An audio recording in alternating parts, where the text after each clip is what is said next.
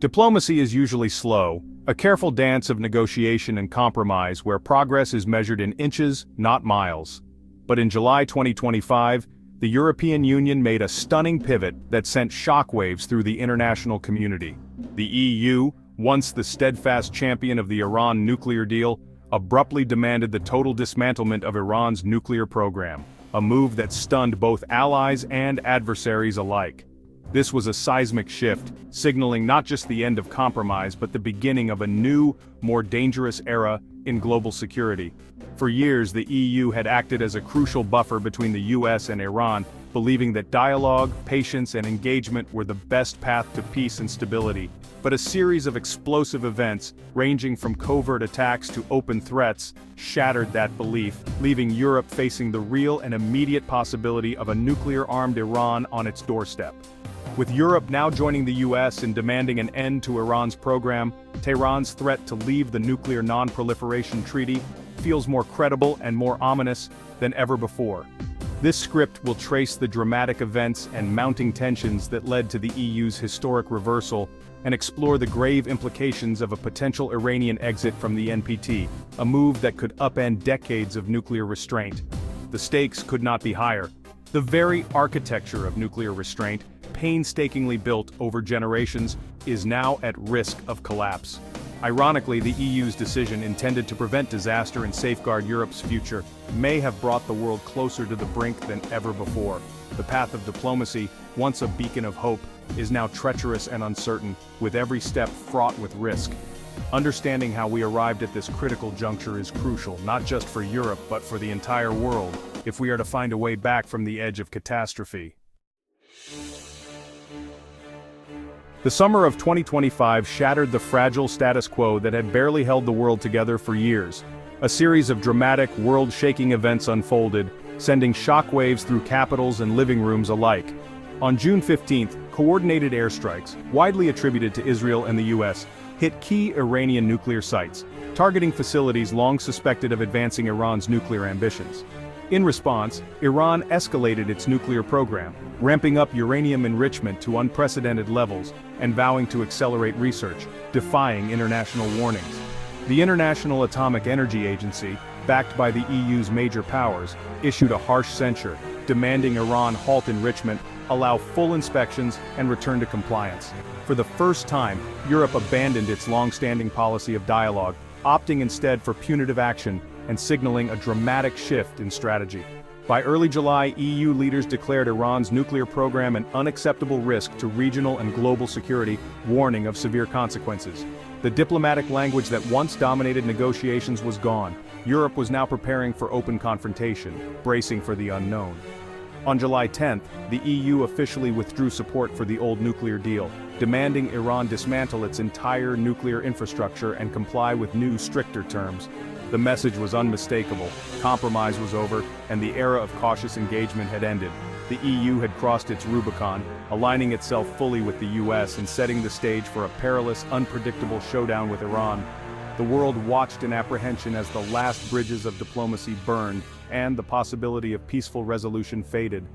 The era of patient negotiation had ended, replaced by a tense and uncertain standoff that threatened to spiral out of control. A new, more dangerous chapter had begun, one where the stakes were higher, the risks greater, and the world held its breath, uncertain of what would come next.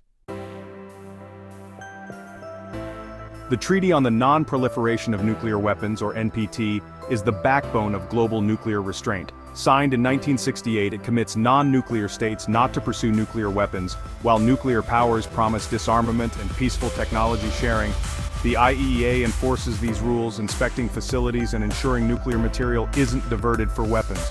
Iran, a member since 1970, is legally bound to allow inspections and forego nuclear arms. When the world accuses Iran of violations, it's about these NPT obligations. The NPT's near-universal membership has created a powerful taboo against proliferation.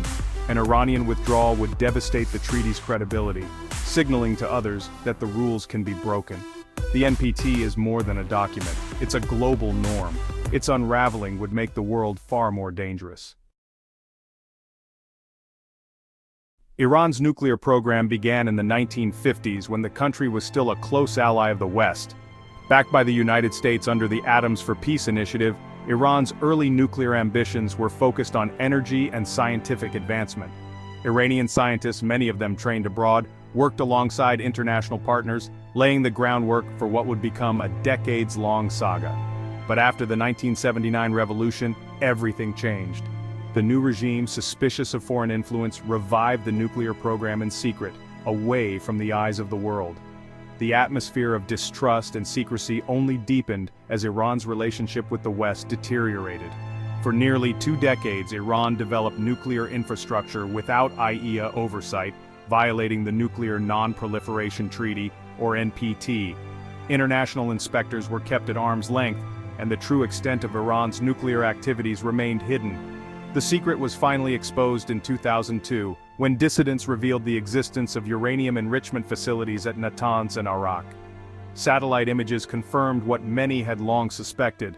Iran's nuclear program was far more advanced than previously believed. The revelations ignited an international crisis, sending shockwaves through global capitals. The world demanded answers, and the United Nations called emergency meetings to address the growing threat. After years of tense negotiations, the 2015 nuclear deal, known as the JCPOA, imposed strict limits on Iran's nuclear activities and allowed for intrusive inspections by the IAEA. In exchange, Iran received long-awaited relief from crippling international sanctions, sparking hope for a new era of economic growth and international cooperation. For a time, the deal worked. Nuclear activity slowed and tensions eased. But in 2018, the United States abruptly withdrew from the agreement and reimposed harsh sanctions, reigniting old hostilities. Europe tried desperately to save the deal, launching diplomatic efforts in Vienna and offering economic incentives. But these efforts failed to shield Iran from the full force of US pressure. In response, Iran began breaching the deal's limits, enriching more uranium, and developing advanced centrifuges. The nuclear program accelerated, and the world watched anxiously. By 2025, Iran had amassed enough enriched uranium for several nuclear bombs, a development that alarmed Western governments and regional rivals alike. Iran's actions crossed a red line for the West, prompting urgent warnings and calls for renewed negotiations. The slow but steady escalation led directly to the June airstrikes as military tensions reached a boiling point. In response, the European Union convened an emergency summit and announced a dramatic shift in its Iran policy, signaling a new phase in the standoff. Iran's continued defiance erased the benefits of the JCPOA, leaving negotiation rooms empty and hopes for diplomacy fading.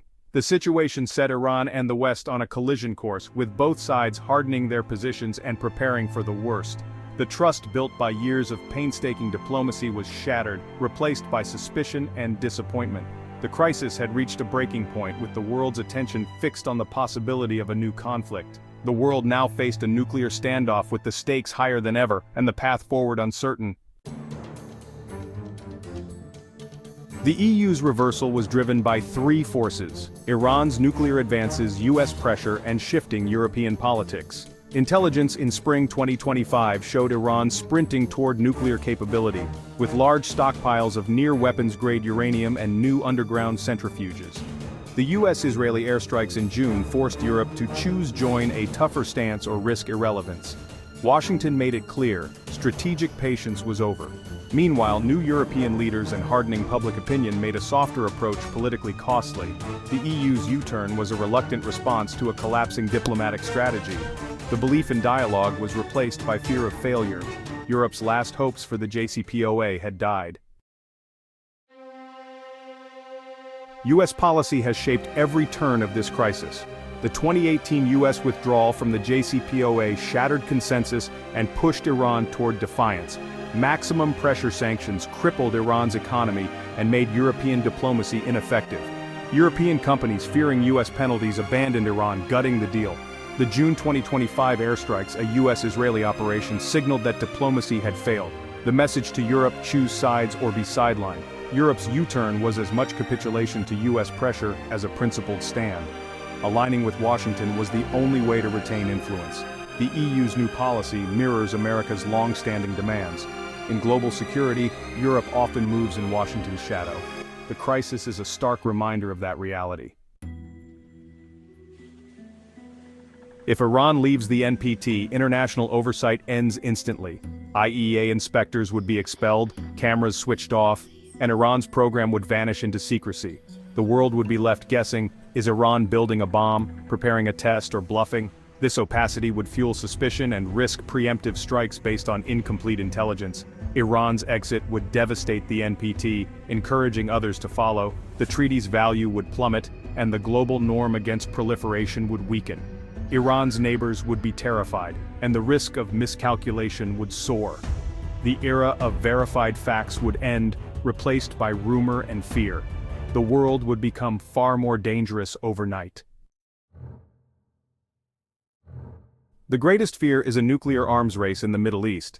If Iran goes nuclear or leaves the NPT, rivals like Saudi Arabia and Turkey would rush to develop their own weapons. Saudi leaders have openly said they'll match Iran's capabilities.